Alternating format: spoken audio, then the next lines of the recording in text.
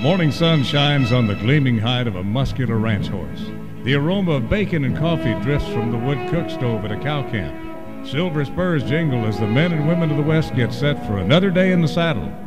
From the heart of Canada's finest ranching country, this is the Spirit of the West with rancher and horse trainer Hugh McLennan and his collection of music, poetry, and conversations with the folks who live and work with horses and cattle in the Spirit of the West.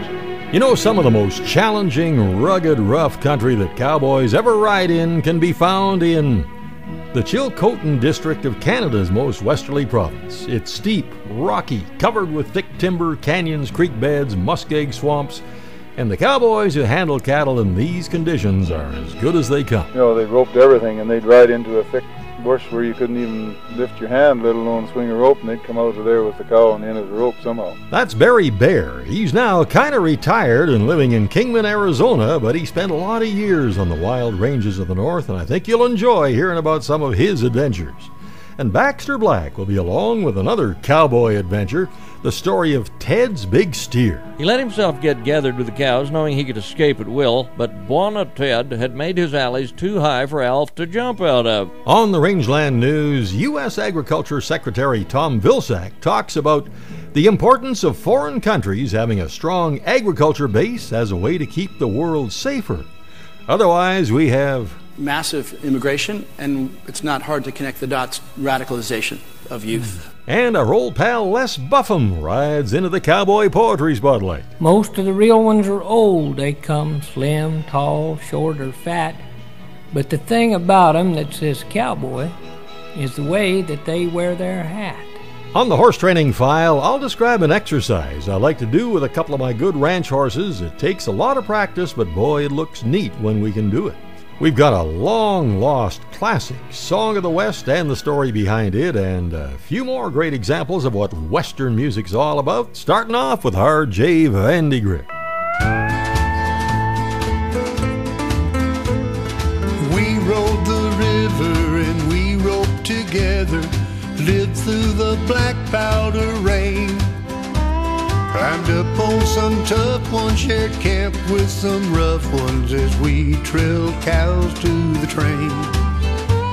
And we are the heirs to the real Spanish treasure, the horses and cattle with horns. We faced down the devil and opened God's country back when the legends were born. We followed the way of the cowboy until the last gather's done. Mission bells ring and the angels still sing in the land of the rope and the gun. From the hands of the fathers to the sons and the daughters, the gift of life we enjoy. We ride through the valley, we ride through the shadow, the way of the cowboy.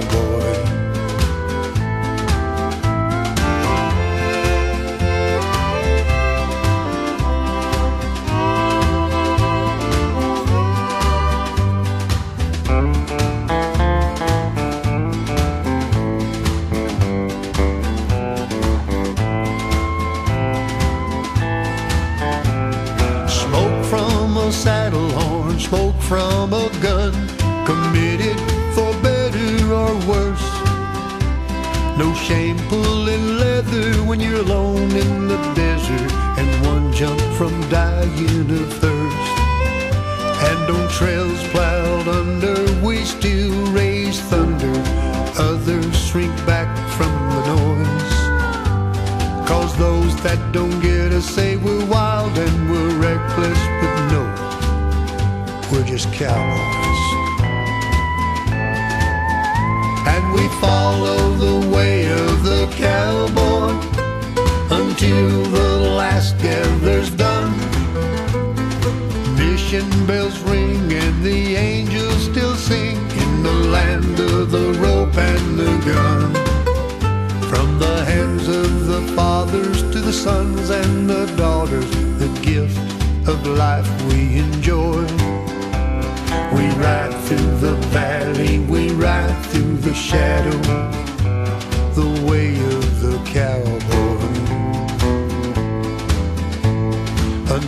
my last day, I will live it the way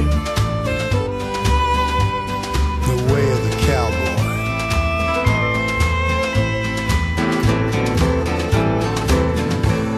And the tempo of that song just reminds me so much of riding along at an easy lope on my good ranch mare, Cody. She just lopes about the way that sounded.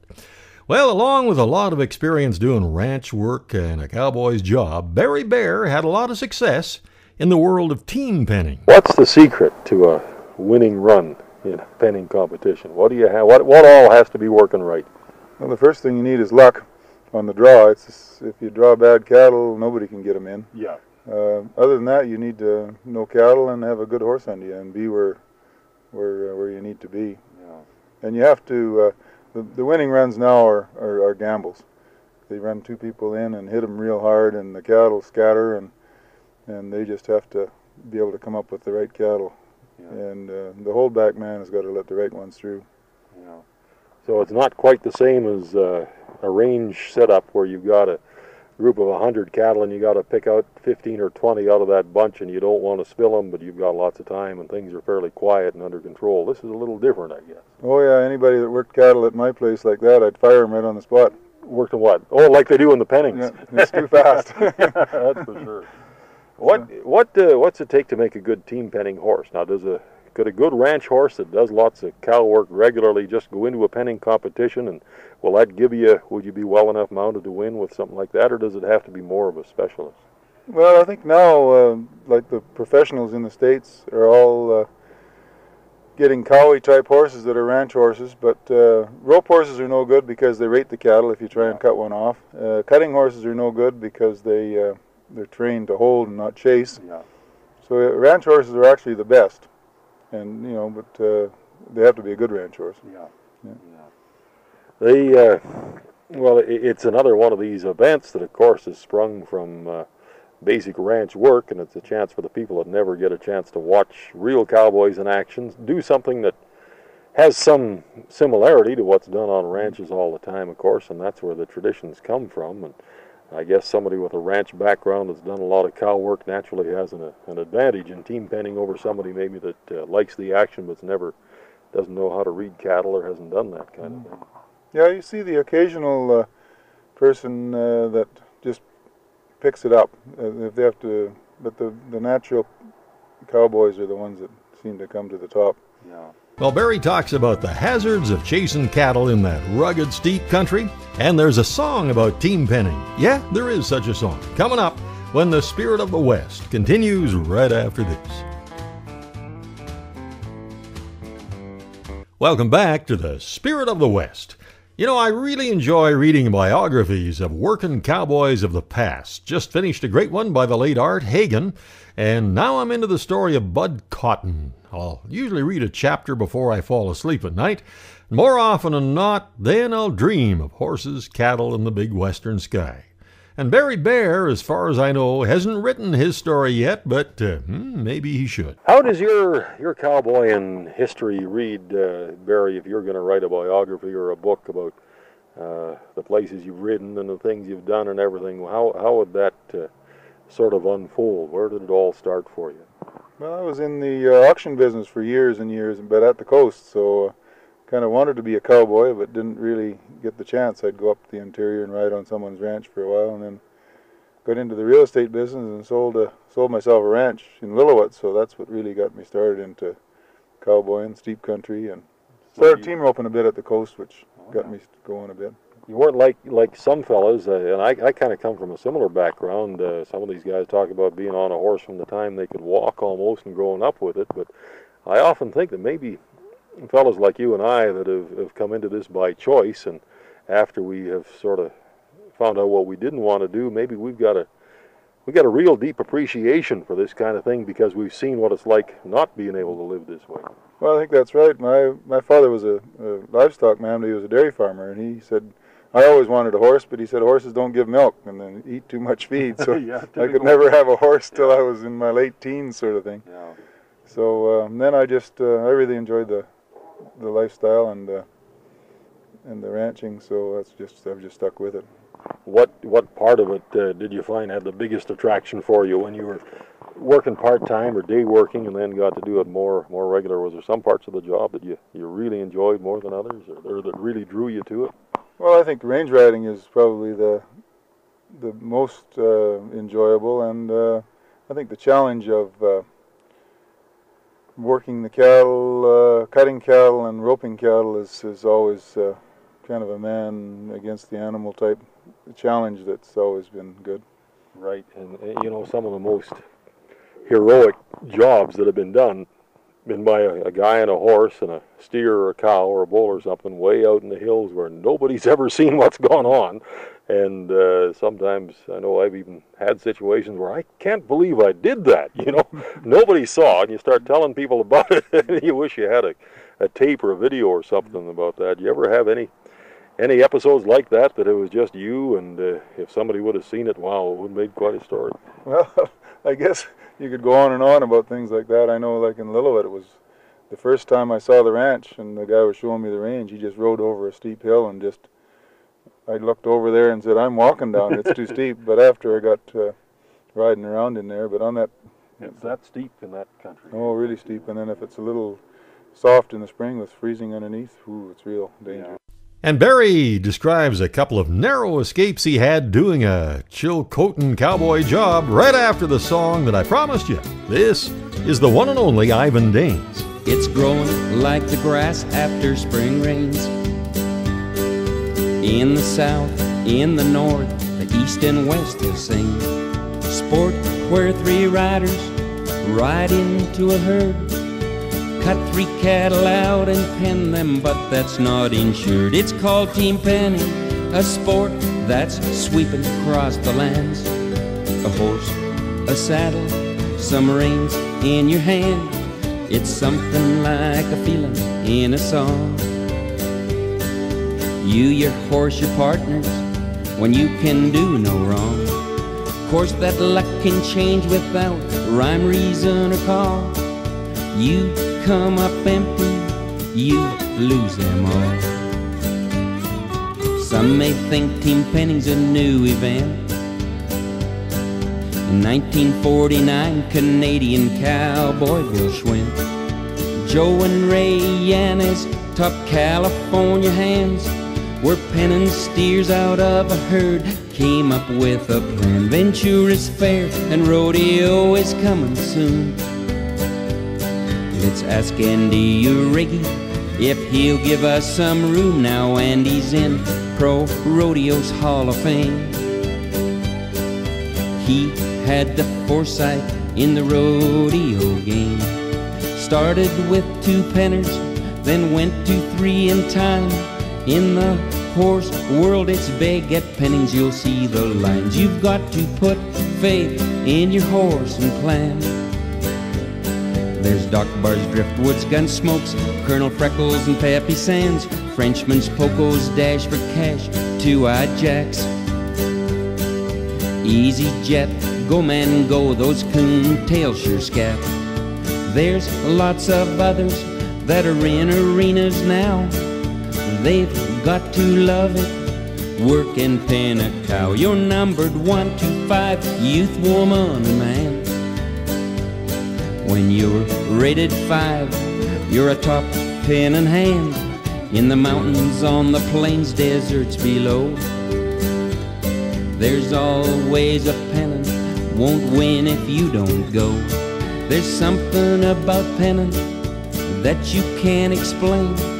You'll get that feeling when they call your name. Do do do do do do do do do do. Do do do do do do do do do do do do do do do do do do do do. Do do do do do do do do do do do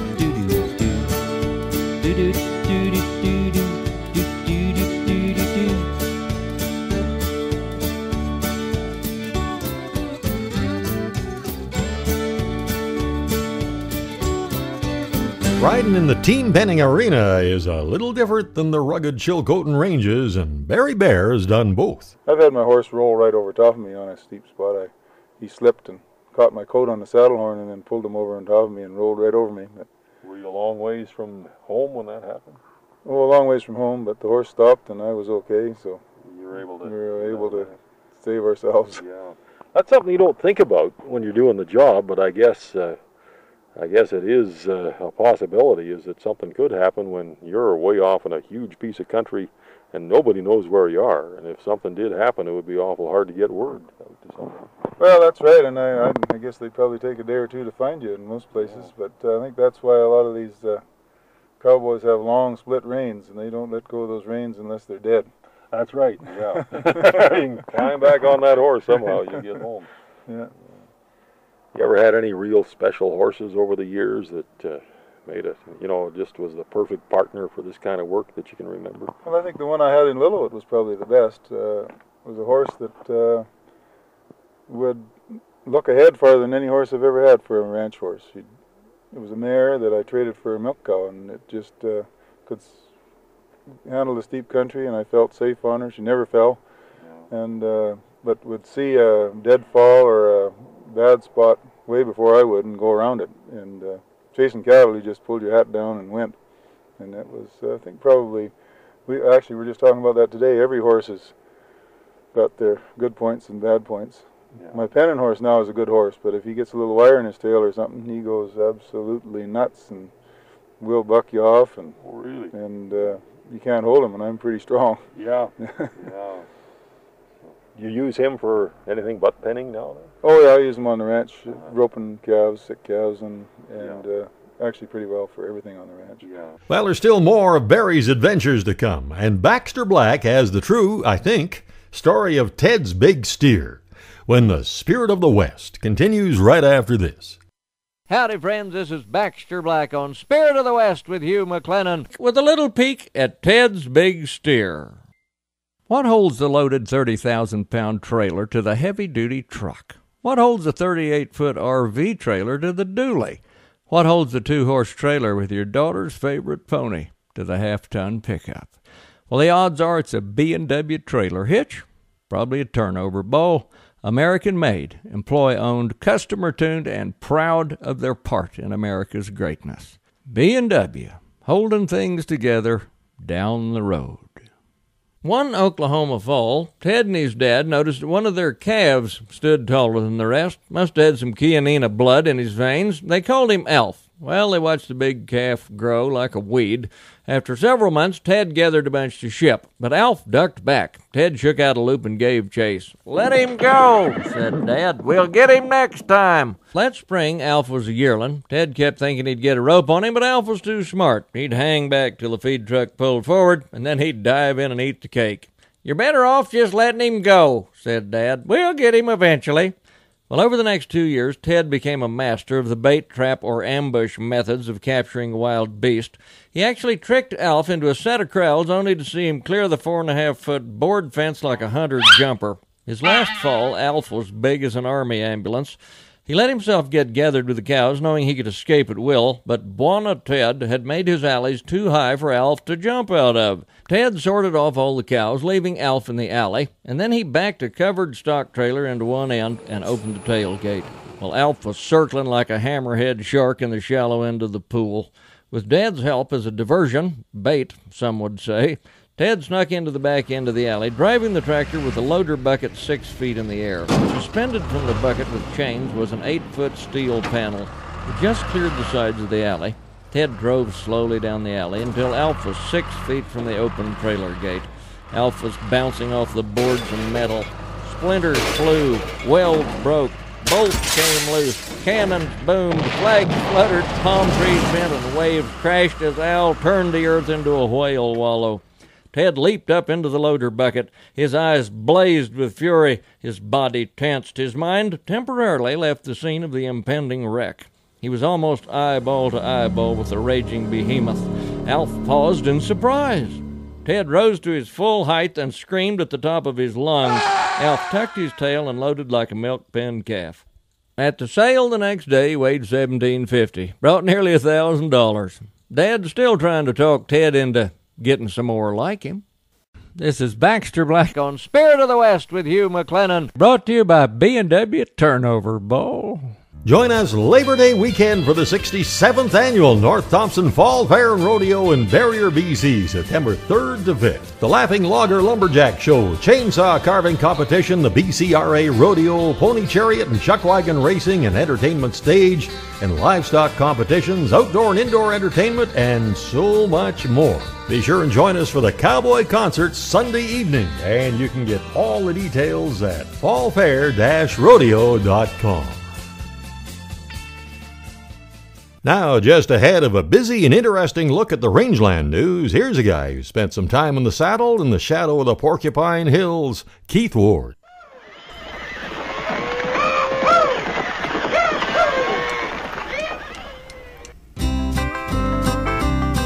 We're moving cows at Old Bob Creek. Early spring and late in fall, saddles creak and heifers bawl. Coffee's on, start at 7, another day in cowboy heaven.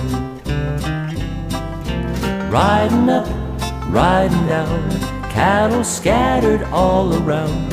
A cowboy game of hide and seek. We're moving cows at Old Bob Creek.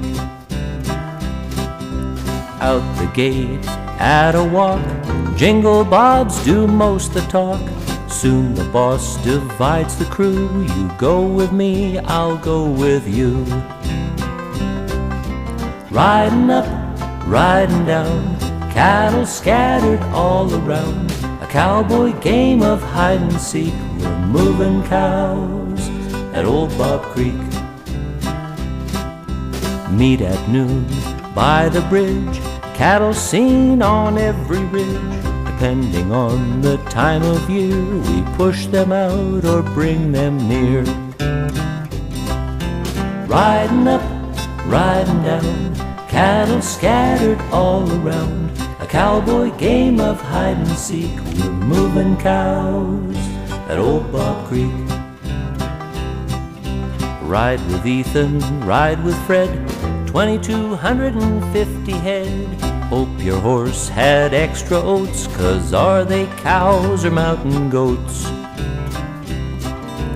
Are they cows or mountain goats? They look like cows, but climb like goats. Riding up, riding down, cattle scattered all around. A cowboy game of hide and seek. We're moving cows at Old Bob Creek. Day is done, we're heading back. Horses tired and reins are slack. Load your trailer, load your gear, hit the road and disappear. Riding up, riding down, cattle scattered all around. A cowboy game of hide and seek. We're moving cows at Old Bob Creek. Moving cows, moving cows. Now the news of the rangeland, a roundup of news and coming events from around the West. On top of page 1, we talk about being on the back of a good horse in remote, beautiful cattle country, miles from another human being. And when we're up there, the troubles of the world seem far away. Till we get home and turn on the news, and I found this item interesting. It looks at how important agriculture is to the future of world peace. Here's Gary Crawford. Helping farmers in developing countries to thrive is a national security issue for those countries. And it's certainly part of our national security agenda in the U.S. Agriculture Secretary Tom Vilsack at the White House Summit on Global Development, he said persistent hunger and unemployment's not a recipe for peace and stability. Another expert at the summit agreed. Youth unemployment leads to massive immigration, and it's not hard to connect the dots, radicalization of youth. Willie Foote runs an institution that puts investment money into ag enterprises in poor countries to help bring farm families out of poverty and into business. And Shingan Fan, who runs the International Food Policy Research Institute, says when a nation's agriculture grows 1%, its poverty drops by 2%. That includes both rural and urban poverty. So urban consumers also benefit from agriculture investment. And Tom Vilsack says the world benefits. If we can find folks an opportunity in agriculture and employment, and we can feed hungry people, we're going to be all safer as a result. In Washington, Gary Crawford for the U.S. Department of Agriculture. The Canadian Finals Rodeo is coming to Saskatoon. The CPRA and the City of Saskatoon have signed a memorandum of understanding for the finals to be held in that city from 2017 to 2019. The CPRA and Saskatoon officials have been in discussions for several months after the association announced in March that it had rejected a final bid from the City of Edmonton to continue having the CFR hosted in the Alberta capital beyond this year. Edmonton has hosted the CFR since 1974, and the CFR, which offers one of the richest purses in Canada, will take place one more time in Edmonton this year, November 9th to the 13th. Well, the richest woman in Australia, Gina Reinhardt, has expanded her cattle business, buying 2 cattle properties with a total of more than 1 million acres in the country's north as the billionaire seeks to profit from Asia's fast-growing food market. The cattle properties located southwest of the town of Katherine in the Northern Territory were bought from one of Indonesia's largest importers of cattle, Japfa. The financial terms of the deal were not disclosed.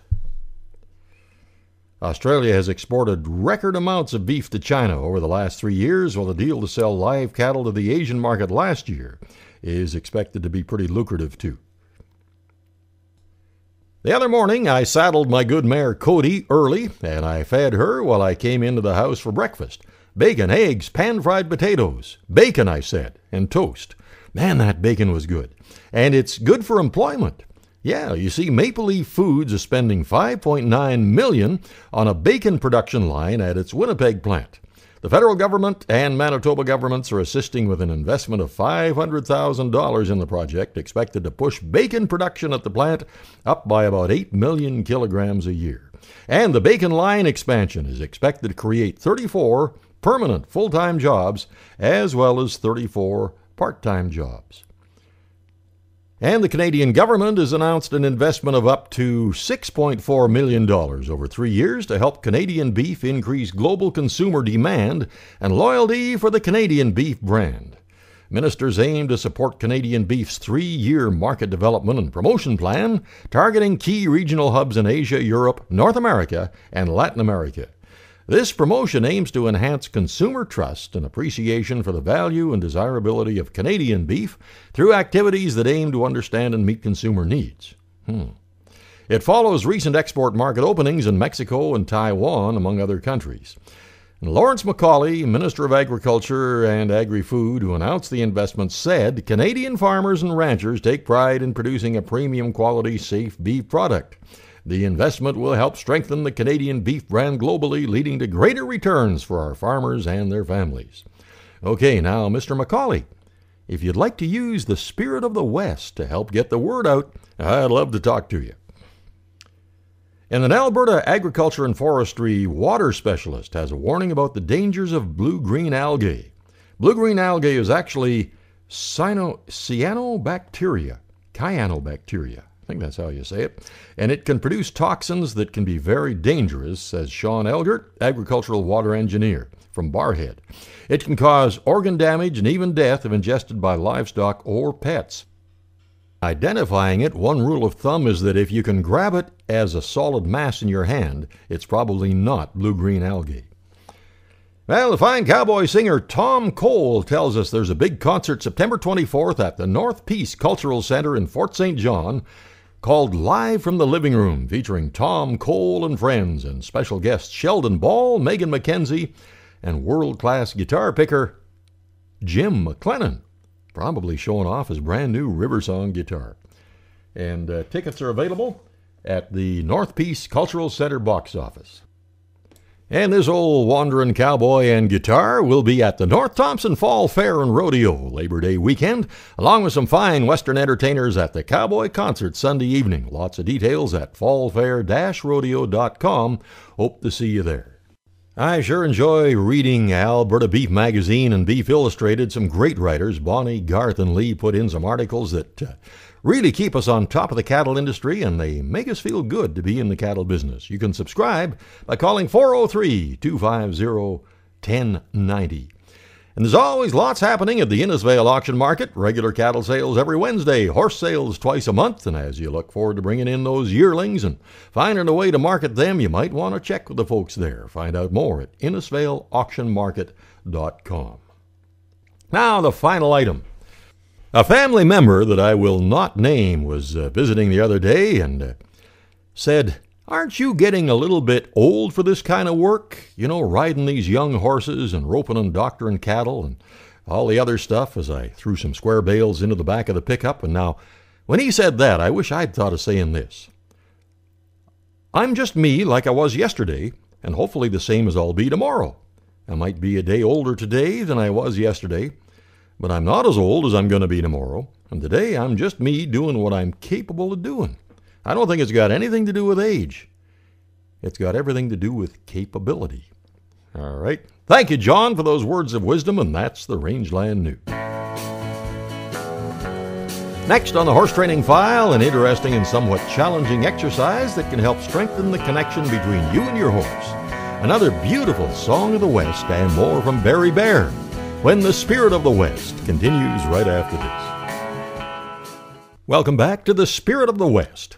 On this week's Horse Training File, I'll describe an interesting exercise that just about anyone can do, or at least try to do, and it's a great way to develop feel for where your horse is putting his feet.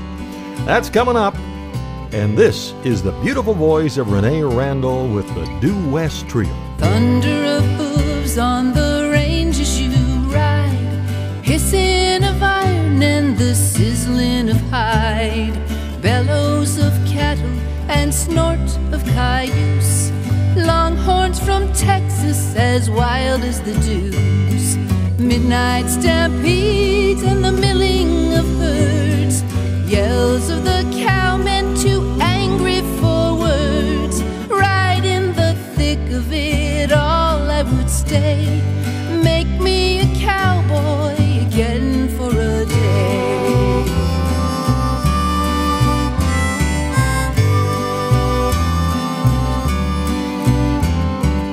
Under the star-studded canopy vast, campfire and coffee and comfort at last, bacon that sizzles and crisps in the pan, after the roundup smells good to a man, stories of ranchers and rustlers retold, over the pipe as the embers grow cold, those are the times that old memories play, make me a cowboy again for a day.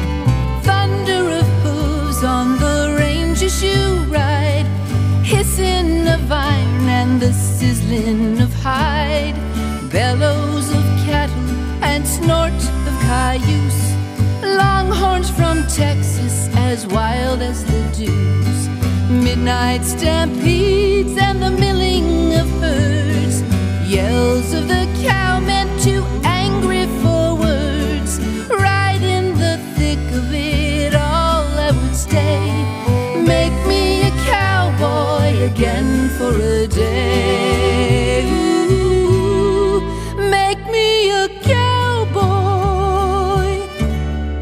Again for a day.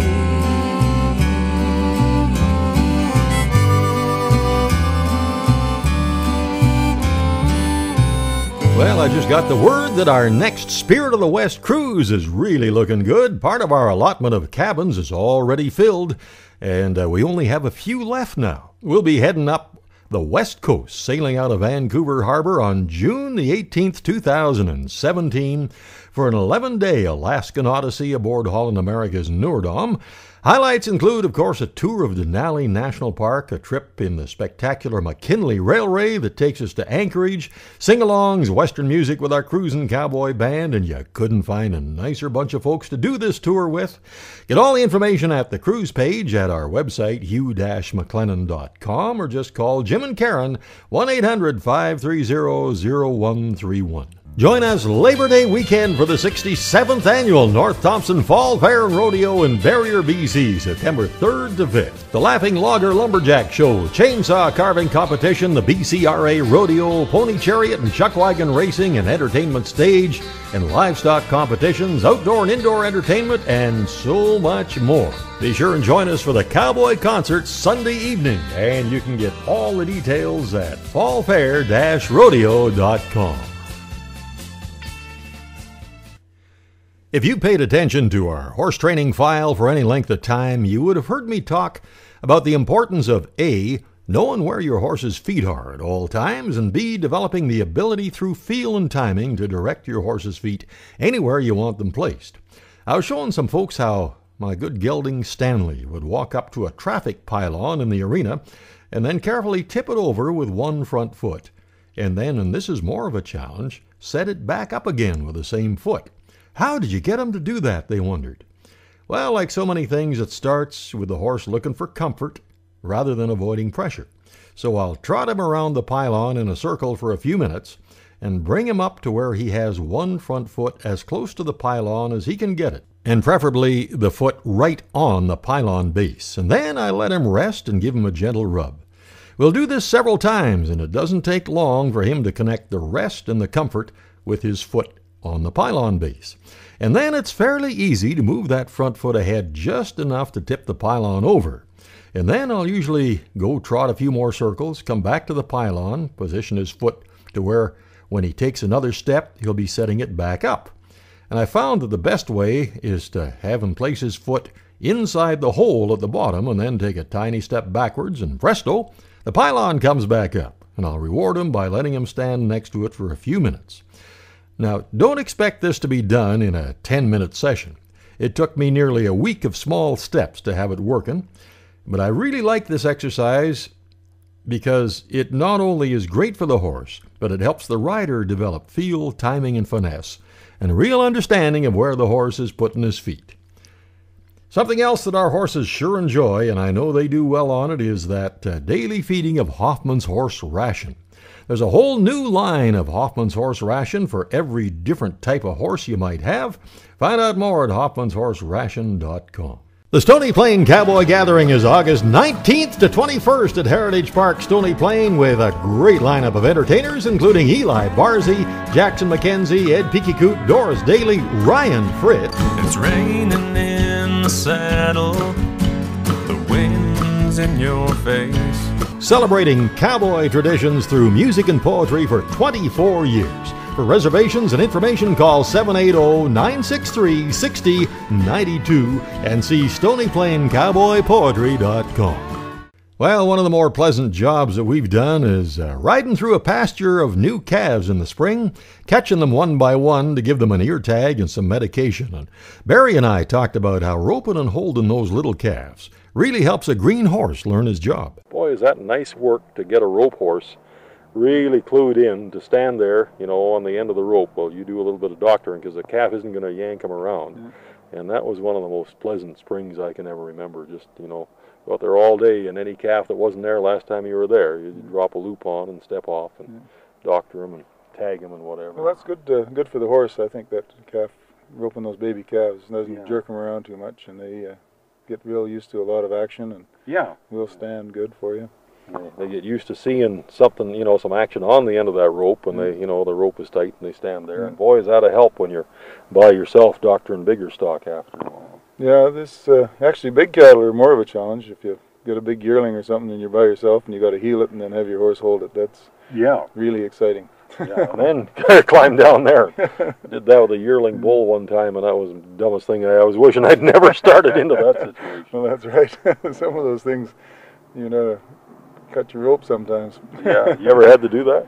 Well, not that you're going to admit. No, not except one big tangle we had team roping. Yeah. Somebody's horse spun the wrong way, and we had to cut somebody's rope that was tied on. Man. And turned into a big ball there. Yeah. When you're out by yourself, when you are doing some pasture doctoring, range doctoring, you tie hard and fast? Oh yeah, I have to. Yeah. Is that right? Yeah. Because I just and make sure the bridle's tied to the rope for sure. Yeah. Yeah. So, either that or a neck rope to keep in place. Yeah. I've always never trusted a neck rope enough to. Figured my horse might even be able to pull away with it, so I just tie a bridle rein right around the rope as I get off. And, yeah, that works pretty good. Yeah. Like we were driving calves up to the range last fall and just playing around, heeling them or something, and my horse stepped through the loop. The calf ran back under his leg somehow and started a buck, and I was just saying to my partner there that there's never a dull moment in any of this. Every day is a new excitement somehow or another. Yeah. What do you see for this way of life, Barry, in the future? Do you think, when our youngsters and our grandchildren are growing up, that there'll still be good cow horses and cattle and people riding in the hills doing this? Well, there's some people would like to not see that, I guess, but I think that it'll still carry on for a while. I mean, it's big country, and there's going to be some restrictions on us, I guess, but I think we'll still, some of this country, there's no other way to get around on it except on a horse. And, yeah. We were just talking about some of these old timers at Alkali Lake and that they roped everything, and they'd ride into a thick bush where you couldn't even lift your hand, let alone swing a rope, and they'd come out of there with the cow on the end of the rope somehow. Yeah, somehow they get her done. Next, it's our classic Song of the West with some interesting history behind it, and then the Cowboy Poetry Spotlight when the Spirit of the West continues right after this. Welcome back to the Spirit of the West.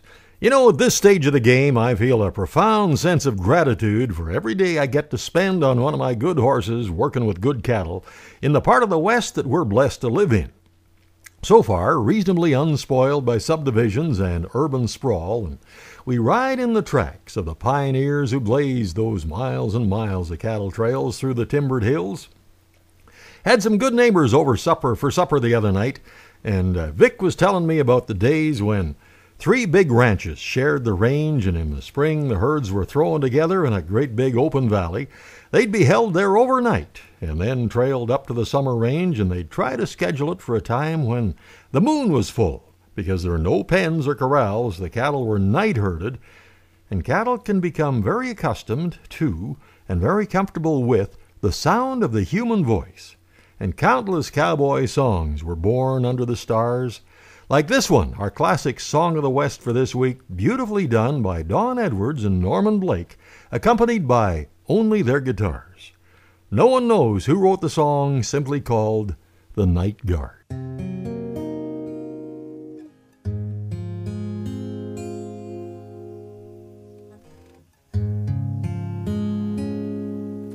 The cowboys were sitting round the campfire, all tired from a long, long day.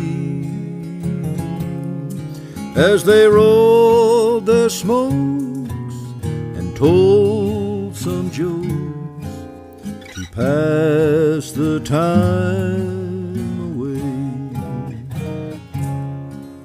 the big trail herd was hard to hold. The night guard sang a song to bed the cattle and keep them still throughout the whole night long. The night guard was a handsome lad whose face was tanned from the sun. His heart was was lightfully headed home, back to the only one. There was a girl he surely loved, if her you could but see. Her eyes shine like the stars above, and 1,000 charms had she. As the dawn came in the eastern sky, the cattle began to stir. The love light gleamed in the night guard's eyes, for he's on his way to her. A longhorn steer came ambling near, the blood was in his eyes. He caught the night guard unaware and charged as he rode by. The night guard's horse, in a mighty leap, threw his rider on his head. The steer then got him as he rose, and there we found him dead. The little girl has changed a lot. She seems to have grown old. I guess it was the news we brought and the story that we told. You can just picture the boys sitting around the campfire late at night, a couple of guitars, and passing that song around. Real classic from Don Edwards and Norman Blake. Well, Les Buffum has cowboyed around California most of his life, and he's made a lot of miles going up and down the road driving a cattle liner, too. And I guess that's what gave him the time to think up some of the poems he's written, and here's a good one. The cowboy is a creature of great world renown. You hear the title quite often in the country and town. He's not hard to identify, and I'll have to confess, the thing that makes him stand out is his manner of dress. Now there's all kinds looking like him and those that just want to be, for the life of the cowboy is known to be wild and free. He's a hero and a legend of America's past. A few real ones are left and they're holding on fast. Most of the real ones are old. They come slim, tall, short, or fat. But the thing about them that says cowboy is the way that they wear their hat. Now the hat comes in a few different colors, brim width, creases, and style. It's the cowboy's umbrella and a shade for his smile. Seems like it's always with him, no matter how many his years, and when he's faced up to trouble, gets pulled right down on his ears. Now the wannabes wear it, seems like all places they go, when they're eating or dancing or when they set for a show. But there's one thing that's traditional and folks in the know understand, that sometimes a real cowboy wears his hat in his hand. When he meets up with a lady, the hat comes off of his head, or when he steps inside of doors. That's just the way the real cowboy's bred. And when he takes his hat off, it's quite noticeable how the white and the tan come together and make a mark on his brow. You can see how his hair's creased from where sets his sweatband when you see him a-standing with his hat in his hand. So don't be disillusioned by the cowboy you hear of in songs and in rhymes if you happen to see him with his hat off at times. For sometimes there's the measure of a far greater man when you see him a-standin' with his hat in his hand.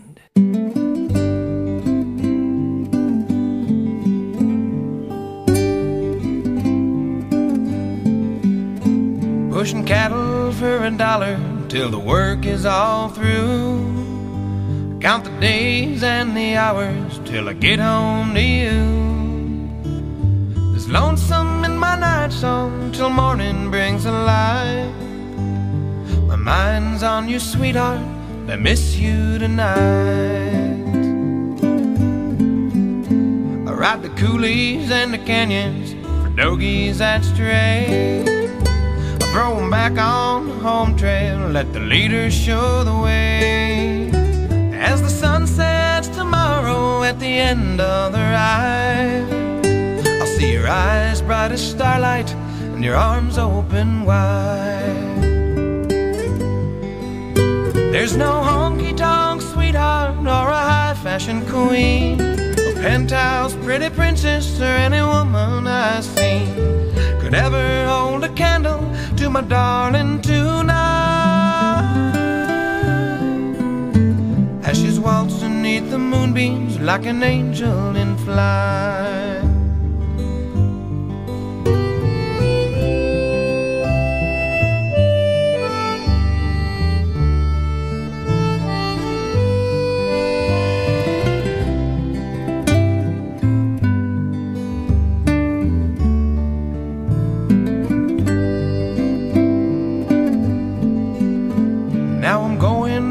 Texas, and I'll miss you, my dear. While my mind's in the saddle, my heart will be here. It's the life of a cowboy, so I'll ride for the brand. You'll be waltzing in my dreams till I'm home once again. There's no honky-tonk sweetheart or a high-fashion queen, penthouse, pretty princess, or any woman I see could ever hold a candle to my darling tonight, as she's waltzing beneath the moonbeams like an angel in flight. Yodeloo-yodeloo-dee, yodeloo-dee, yodeloo-yodeloo-dee.